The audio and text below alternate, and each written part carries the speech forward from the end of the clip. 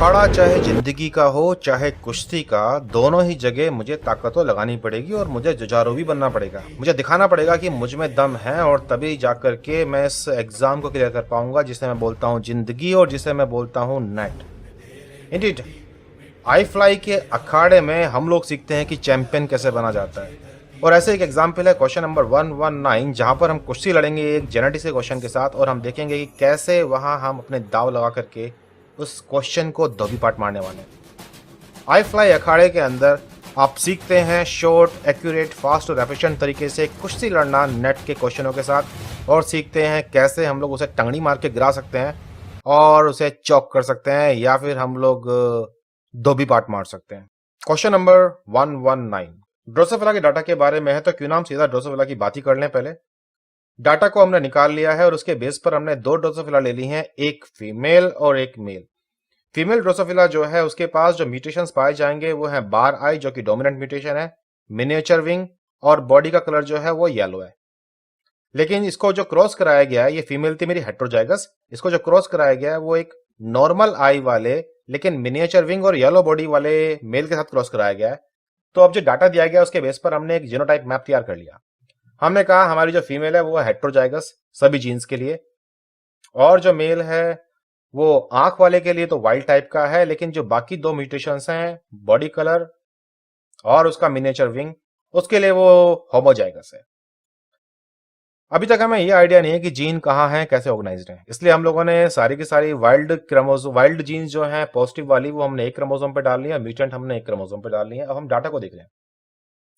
जब भी कभी हमारे सामने डाटा आ जाए तो फिनोटाइप काउंट कर लीजिए फटाफट। अगर 8 फिनोटाइप हैं तो उसका मतलब है यहाँ पर 2 पेरेंटल टाइप हैं कोई से, यहाँ पर 2 डीसीओ हैं और 2 यहाँ पर हैं क्रॉसओवर्स, क्रॉस नंबर 1 और क्रॉसओवर नंबर 2।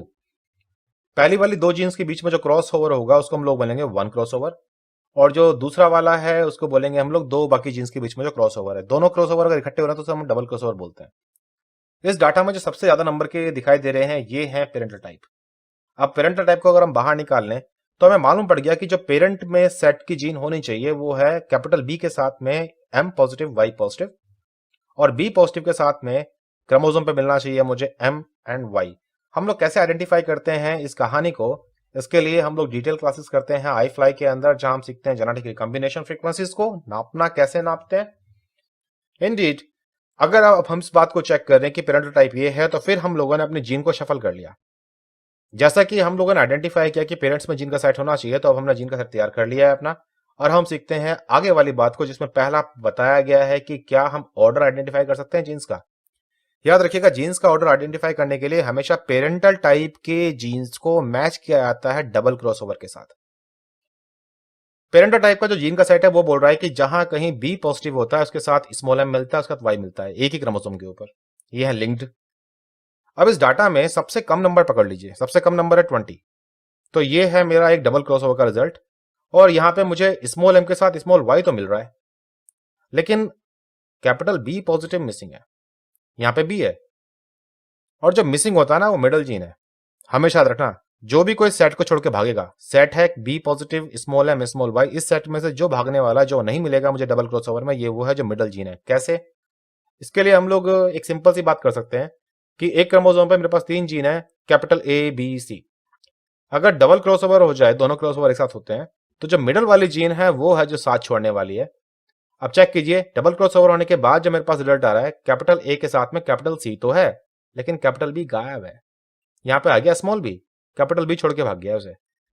ये इंडिकेशन इस बात का कि डबल क्रॉसओवर में हमेशा मिडल जीन है शफल करने वाली है। यहां मेरे इस डाटा में जो मैं देख रहा हूं, जो शफल करने वाली है वो बी है, तो फिर बी किनारे वाली जीन नहीं है, ये हमने गलत बना रखा है। क्यों ना इसे इंप्रूव कर लें। इंप्रूव करने पर अब हम लोगों ने बी को ले आए हैं बीच में, जीन का ऑर्डर मिल गया, जो कि क्वेश्चन का पहला पार्ट था। और इस क्वेश्चन के पहले पार्ट के साथ ही मुझे बहुत कुछ चीजें और मालूम पड़ गई। मुझे यह भी मालूम पड़ गया कि जो मेरा पूरा डाटा था उस डाटा को भी मुझे चेंज करना पड़ेगा, इनको इंटरचेंज करना पड़ेगा, तभी मैं सही तरीके से क्वेश्चन को आगे सॉल्व कर पाऊंगा। चेंज कर दिया। अब हम लोग देखते हैं हमारे पास क्या सॉल्यूशन हो चुका है और क्या बचा हुआ है। क्वेश्चन में पहला पूछा हुआ था कि इस रिजल्ट के बेस पर हम लोग जीन का ऑर्डर बताएं। अब जीन का ऑर्डर मिल गया मुझे, एम के बाद बी, बी के बाद वाई, तो ये है मेरा एम बी वाई। और अब आई बात फ्रीक्वेंसी निकालने की। अगर मुझे बी और वाई के बीच में जीन फ्रीक्वेंसी निकालनी है तो मुझे इनके रिकम्बिनेंट्स तलाशने पड़ेंगे वहां जहां पर कैपिटल बी के साथ में वाई पॉजिटिव ना आए। अगर बी और वाई पॉजिटिव के बीच में कभी रिकम्बिनेशन हुआ तो वो दोनों जीन जो हैं वो एक दूसरे से बढ़ जाएंगी, दूर हो जाएंगी। और इसी प्रिंसिपल का इस्तेमाल करके हम लोगों ने आइडेंटिफाई कर लिया है कि ये वो ऑफ स्प्रिंग्स हैं जहां पर ये शफलिंग हुई है। हमें कैपिटल बी के साथ स्मॉल वाई को देखना है, एम को हम ध्यान नहीं देंगे। तो जहां कैपिटल बी के साथ स्मॉल वाई है, जैसे कि ये, और जहां पर मुझे ये दोनों साथ में मिल रहे हैं, B positive and Y positive, यानी कि ये दोनों, तो ये चारों के चारों जो हैं ये हैं जो इस क्रॉसओवर का रिजल्ट है। हालांकि डबल क्रॉसओवर है ये 30 और 20, बट डबल क्रॉसओवर हमेशा इंडिकेट कर रहा है कि यहां ये वाला क्रॉसओवर भी हुआ है, क्योंकि यहां दोनों क्रॉसओवर हुए हैं, फर्स्ट भी एंड सेकंड भी। अब करना क्या है, नंबर बाहर निकाल लेते हैं, जोड़ लेते हैं और टोटल से डिवाइड कर देते हैं। टोटल है ये सारी पॉपुलेशन 700 की, डिवाइड करने पर जो आंसर आएगा वो है 0.4, और इससे हम लोग जब सेंटीमॉर्गन में डिफाइन करेंगे तो ये है 40 सेंटीमॉर्गन। जो भी फ्रीक्वेंसी निकल के आती है उस फ्रीक्वेंसी को हम लोग ड्रोसोफिला में जब भी क्रोमोसोम की मैपिंग करते हैं तो उसे मल्टीप्लाई बाय 100 करके सेंटीमॉर्गन में लिखते हैं। तो हम कह सकते हैं कि जो जीन बी और वाई है उनके बीच में 40 सेंटीमॉर्गन का डिस्टेंस है। अब मेरे पास ये भी आ गया है। अब पूछा उन्होंने कॉम्बिनेशन करेक्ट कौन सा है। देखिए जीन का ऑर्डर था बी वाला और आंसर है यहाँ सी वाला, तो बी एंड सी मिलाकर के मेरा आंसर आ गया है 2। तो नो डाउट इस क्वेश्चन को करने के लिए बहुत कुश्ती लड़नी पड़ी, बट अल्टीमेटली कुश्ती का रिजल्ट तो अच्छा आया ना। और ये कुश्ती का रिजल्ट बता रहा है कि ऐसे क्वेश्चन एग्जाम में जब आते हैं और जब हम लोग अपनी जिद पर अड़ जाते हैं कि इस क्वेश्चन को हमें हराना ही है, इसको हमें दबी पार्ट मारना ही है, तो फिर ये क्वेश्चन टिक नहीं पाता और ये क्वेश्चन चारों खाने चित हो जाता है। CSIR नेट दिसंबर 2017 बुकलेट बी का क्वेश्चन नंबर 139, इससे मैं बोलूँगा ट्रोजन हॉर्स की कहानी। अब जैसे कि ये एक TDNA ट्रांसफर की स्टोरी है। TDNA ट्रांसफर में क्या होता है कि एक बैक्टीरिया होता है एग्रोबैक्टीरियम ट्यूमिफेशियन, उसके पास एक प्लाज्मिड है टाई प्लाज्मिड। इस टाई प्लाज्मिड के वर रीजन में वो जीन है जिनसे ये इन्फेक्शन कर सकता है। यहाँ एक प्रोटीन है जिसका नाम है वर्जी। तो जब भी कभी प्लांट की सेल के पास पहुंचता है तो प्लांट से जो सिग्नल मिलते हैं उन सिग्नल्स को पहचान करके ये वर जीन है जो एक्टिवेट करता है वर रीजन को। वर रीजन्स के एक्टिवेट होने के बाद प्रोटीन्स बनते हैं बहुत सारे, जिनमें से एक प्रोटीन का नाम है वर D1 D2। ये TDNA से सिंगल स्ट्रैंडेड DNA निकलवाने में हेल्प करता है। और यहाँ पर एक प्रोटीन है D2 जो इस DNA को पकड़ेगा और इस DNA को ले जाएगा न्यूक्लियस के पास तक प्लांट सेल के अंदर। वर E2 प्रोटीन इस सिंगल स्ट्रैंड DNA को चिपकते हैं और इससे बाइंड करते हैं। वर F प्रोटीन इन वर E2 जैसे प्रोटीन्स को हटाने का काम करता है। और वर B और वर D4 ये बैक्टीरिया और प्लांट सेल के बीच में एक टनल बनाते हैं, जिससे सिंगल स्ट्रैंडेड DNA बैक्टीरिया की सेल से निकल करके प्लांट के अंदर जाएगा और प्लांट में जाकर जुड़ जाएगा। TDNA में ओपाइन जैसे अमीनो कंपाउंड बनाने के लिए जीन्स हैं, तो वहाँ जीन्स हैं प्लांट के हार्मोन्स की भी, साइटोकाइनिन की भी और ऑक्सिन की भी। और आप जानते हैं कि जब कभी प्लांट को साइटोकाइनिन और ऑक्सिन दोनों मिलते हैं तो प्लांट अनडिफरेंशिएटेड सेल ग्रोथ दिखाना शुरू कर देता है, कैलस की फॉर्मेशन। और यही कारण है जिसकी वजह से एग्रोबैक्टीरियम ट्यूमिफेशियन के इन्फेक्शन के बाद प्लांट्स के अंदर क्राउन गॉल नाम का एक ट्यूमर जनरेट हो जाता है। अब इस इंफॉर्मेशन के ऊपर बेस्ड हम लोग क्वेश्चन को देखते हैं। क्वेश्चन में मैच करने के लिए बोला हुआ है। अब वर्जी क्या काम कर रहा था? वर्जी कर रहा था हमारी वर रीजन की जीन्स को ऑन करने का काम।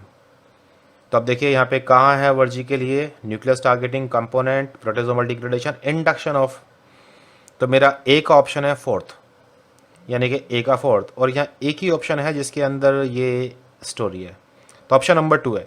सिमिलरली आप अगर बाकी ऑप्शंस को चेक करोगे यहाँ और उस डायग्राम के साथ तो आप पाओगे कि ये सब चीज़ें मैच हो रही हैं बढ़िया। कुछ क्वेश्चन वाकई में इतने शॉर्ट होते हैं जिन्हें आप अगर आपको याद है डायग्राम तो आप आराम से कर सकते हो। इस तरह क्वेश्चन को सॉल्व करने के लिए मेरी नॉलेज होनी मस्ट है चीज़ों के बारे में। क्वेश्चन नंबर 61 CSIR नेट दिसंबर 2017 बुकलेट बी का है और ये क्वेश्चन डील कर रहा है माइक्रोस्कोपी की टेक्निक्स के बारे में।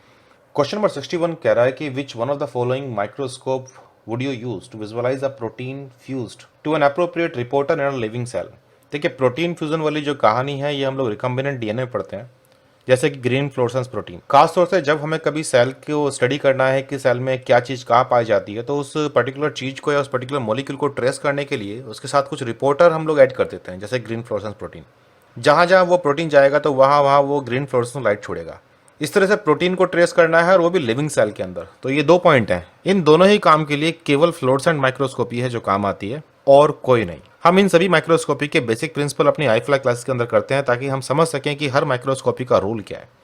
फ्लोरोसेंस माइक्रोस्कोपी के अंदर हम लोग सेल के डिफरेंट मॉलिक्यूल्स को लेबल कर सकते हैं। या तो हम लोग प्रोटीन ही प्रोड्यूस ऐसा कर सकते हैं जो लेबल्ड हो, या फिर हम लोग एंटीबॉडीज का इस्तेमाल कर सकते हैं जो फ्लोरोसेंट टैग्स के साथ जुड़े हों, और फिर हम अलग अलग माइक्रोस्कोपिक इमेजेस खींच करके फ्लोरोसेंट माइक्रोस्कोपी में सबको ओवरलैप करके एक इमेज देख सकते हैं। इस माइक्रोस्कोपी का फायदा यह है कि इससे हमें सेल के अंदर के डिटेल्स काफ़ी अच्छे मिल जाते हैं और मॉलिक्यूल्स सेल में किस जगह पर है हमें उसके बारे में भी आइडिया मिल जाता है। ये एक फ्लोरोसेंट माइक्रोस्कोपिक इमेज है जिसमें ग्रीन कलर के फाइबर्स, रेड कलर के फाइबर्स, ये ब्लू, ये डिफरेंट कंपोनेंट्स हैं सेल के।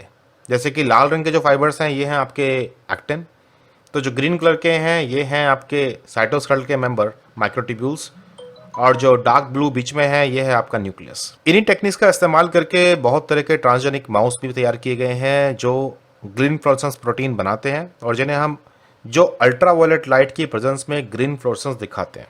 क्वेश्चन नंबर 83, डीएनए का ट्विस्ट है ये क्वेश्चन। इंडियड ये क्वेश्चन के लिए हम लोग शायद बहुत पहले से हम लोग इन्फॉर्मेशन इकट्ठा करते आ रहे हैं। इस क्वेश्चन की इन्फॉर्मेशन हमने 12th में भी पढ़ी है, ग्रेजुएशन में भी पढ़ी है और मास्टर्स में पढ़ी है, बट स्टिल इसके बाद क्या हम लोगों ने क्वेश्चन सॉल्व किया? जिन्होंने किया बधाइयाँ, जिन्होंने नहीं किया अब सीख लो। ये हर एक जो क्वेश्चन की सोल्यूशन दे रहा हूँ पर्पस ये है कि उस क्वेश्चन के पीछे बैकग्राउंड इन्फॉर्मेशन क्या थी और क्या इन्फॉर्मेशन हमें चाहिए थी, आप ये भी सीख लो। आई-फ्लाई में हम लोगों का मेन टारगेट यही होता है कि हम लोग कैसे अपने रास्ते को कवर करने के लिए शॉर्ट, एक्यूरेट, फास्ट और एफिशिएंट तरीके निकाल लें ताकि ज़िंदगी में पड़ने वाली सभी समस्याओं का हम सामना कर सकें और अपने रास्ते में पड़ने वाली हर बाधाओं को हम लोग पार करना सीख जाएं। तो क्वेश्चन है, following table list the 2 major forms of DNA duplex. अब यहाँ पे डीएनए की 2 फॉर्म्स हमें दी गई हैं, बी और ए। अगर आपको याद है तो डीएनए की 3 फॉर्म्स होती हैं, ए, बी, जेड, जिनमें से जो बायोलॉजिकल एक्टिव फॉर्म है वो बी। हमारे पास जो न्यूक्लियोटाइड्स होते हैं ये 2 तरह की फॉर्म में पाए जाते हैं, एक जिसे हम बोलते हैं एंटी और एक जिसे हम बोलते हैं सिन। सिन कन्फर्मेशन में स्टीरिक क्लैश होता है, इसलिए जनरली न्यूक्लियोटाइड्स को प्रेफर नहीं करते। डीएनए में ए फॉर्म में, बी फॉर्म में, दोनों ही में मुझे एंटी कन्फर्मेशन देखने को मिलती है शुगर्स की। इसलिए जब मैं ए फॉर्म्स को और बी फॉर्म को कंपेयर करता हूँ तो काफ़ी सारे डाटा के अलावा जो एक इंपॉर्टेंट चीज़ है वो ये है कि यहाँ दोनों जो बेसिस हैं वो एंटी कन्फर्मेशन में होते हैं, बी में भी और ए में भी। तो जो मेरी ए फॉर्म है ये भी मेरी एंटी कन्फर्मेशन दिखाने वाली है और जो बी फॉर्म है वो भी मेरी एंटी कन्फर्मेशन दिखाने वाली है, यानी कि ए के साथ भी सेकंड आएगा और बी के साथ भी सेकंड आएगा। ए के साथ सेकंड और बी के साथ सेकंड के लिए केवल एक ही ऑप्शन है मेरे पास, ऑप्शन नंबर 3। और जिन्हें याद है उन्हें ये भी याद होगा कि ए डीएनए मोटा होता है, बी डीएनए की मॉडरेट शेप है और जेड डीएनए जिगजैग है। जब हम लोग क्लास करते हैं तो हम लोग समझते हैं इस कारण को भी कि ए मोटा क्यों है और बी मतलब जिसकी जो फॉर्म है वो वैसी है क्यों। तो ए में जो मेजर ग्रूव है ये डीप एंड नैरो, क्योंकि क्वेश्चन में वाइड और नैरो की बात कर रखी है तो मैं केवल एक ही वर्ड पर टिकता हूँ।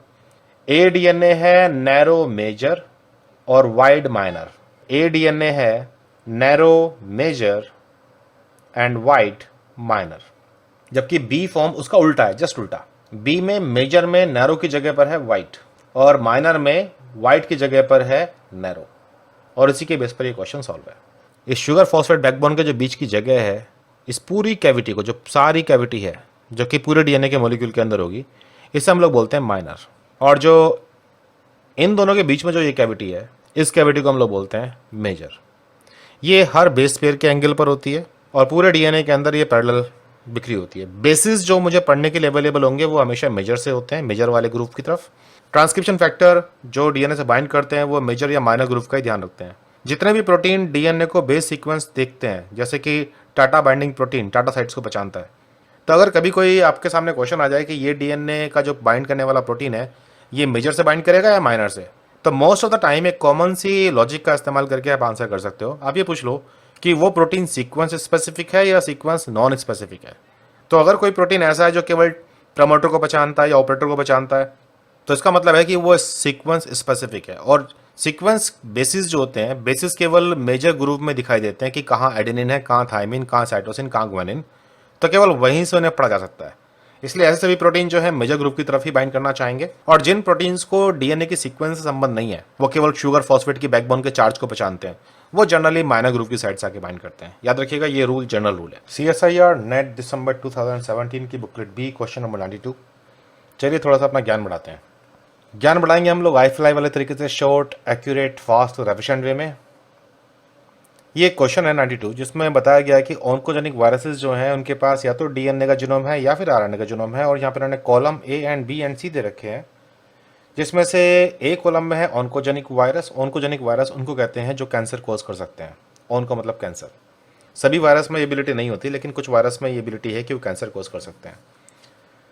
कॉलम बी बोल रहा है उनका जीनोम का टाइप, और सी बोल रहा है उनके cancer caused by these viruses. अब यहाँ पे मैं तुम्हें इस क्वेश्चन को सॉल्व करने के दो स्ट्रेटजी समझाऊंगा, दो तरीके, एक देसी तरीका और एक पढ़ने वाला तरीका। भाई या तो तुम्हें ये पता है कि hepatitis B, Epstein Barr virus और STLV इनका जीनोम क्या है DNA या RNA में से, और इनमें से कौन सी बीमारी कोज करते हैं, मतलब तुम्हें एक्चुअली में आंसर पता है। या फिर यह है कि तुम अपनी पुरानी ज़िंदगी को इस्तेमाल करोगे और जो भी तुमने अपनी MSc में पढ़ा था वहाँ से कुछ खुद खाद के निकालोगे और फिर उसके बाद तुम इसमें से आंसर पिक करोगे। चलिए पहले मैं लेमन तरीके से बात कर लेता हूँ। अब इनमें से कौन सी बीमारी है जो तुम्हें पता है कॉमनली? देखो, जो सबसे कॉमनली इन तीन में से जो अवेलेबल है और जिसके बारे में हम सब जानते हैं वो है हेपेटाइटिस बी, क्योंकि इसके टीके लगवाते हैं हम लोग, सरकार भी टीका लगवाती है, स्कूलों में ड्राइव चलती हैं बाकायदा, कई बार तो घर घर पर्चे आते हैं कि जी हेपेटाइटिस बी का टीका लग रहा है। अब जो हम लोग हैं पढ़े लिखे लोग, हम लोगों को ये पता है कि जितनी वायरस की वैक्सीन है उनमें से सब यूनिट वैक्सीन हेपेटाइटिस बी की है, और हेपेटाइटिस बी की सब यूनिट वैक्सीन इसलिए क्योंकि उसके जीनोम में से जो DNA है उसका, उसमें से जीन निकाल रखी है जो उसके कैप्सिड प्रोटीन के लिए प्रोटीन कोड कराते हैं हम लोग इकोलाई वगैरह के अंदर, या फिर सैक्रोमाइस सेरेविया में या किसी इंसेक्ट सेल लाइन के अंदर, और फिर उस प्रोटीन को हम लोग इस्तेमाल करते हैं एज अ वैक्सीन। हेपेटाइटिस जो है ये लीवर को इन्फेक्शन करने वाला है, इसलिए तो इसका नाम है हेपेटाइटिस। और जो है बीमारियों में से XYZ में देखो तो हेपेटोसेलुलर कार्सिनोमा। अगर तुम्हें ये याद है कि हेपेटोसाइट्स, हेपेट वर्ड जो है ये लीवर के साथ है, तो हेपेटाइटिस बी, DNA और हेपेटोसेलुलर कार्सिनोमा, ये तो एक ढूंढ सकते हो ना, A का 1 का Z। अब A का 1 का Z कितने ऑप्शंस में है? उत्तरी एक ही ऑप्शन में है 4। ये था लेमन तरीका। लेट्स अब हम नॉलेज पर आते हैं। No doubt Epstein Barr virus के साथ और भी यहाँ 2 वायरसेस दे रखे हैं। सबसे पहला वायरस जो है वो है आपका एप्स्टीन बार वायरस, और एप्स्टीन बार वायरस बर्किट लिम्फोमा में जाना जाता है। ऐसा नहीं कि ये जब भी इन्फेक्शन करेगा बर्किट लिम्फोमा करेगा, लेकिन बर्किट लिम्फोमा जो कि असल में B सेल की एक कैंसरस फॉर्म है, उसके साथ मलेरिया और एप्स्टीन बार वायरस का एसोसिएशन देखा गया है। इंडियड एप्स्टीन बार वायरस कैंसर कोज करने में इतना फेमस है कि आज की तारीख में जो वो हाइब्रिडोमा टेक्नोलॉजी थी, या तो मैं जिसमें हम मोनोक्लोनल एंटीबॉडी बनाया करते थे, उससे भी एक स्टेप आगे जा रहे हैं कि ह्यूमन से हम सेल निकालते हैं, वो सेल जो पर्टिकुलर टाइप के एंटीबॉडी बनाती हैं, और उन सेल्स को कल्चर मीडियम पर डाल के उनको इमोबिलाइज करने के लिए एप्स्टीन बार वायरस का इस्तेमाल करते हैं।